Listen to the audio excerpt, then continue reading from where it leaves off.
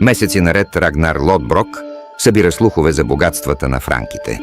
Той слуша търговци, пленници, моряци. Когато решението е взето, той говори с Флоки. Дракарите трябва да бъдат съвършени. Гъвкави като змии, бързи като буря. Корабите се плъзват по морето. Платната им се издуват като криле на гигантски птици. Рагнар стои на носа на своя кораб, съсредоточен. Той вече вижда стените на Париж в ума си. През 845 година флотилия от 120 дракара се появяват от мъглите на Сена. Селата по бреговете пламват, а страхът се разпространява по-бързо от огъня.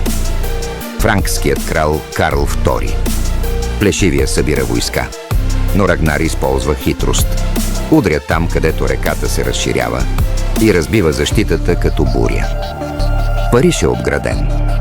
Жителите се крият зад стените, а кралят, вместо да рискува столицата, плаща огромен откуп – 7000 ливри злато и сребро.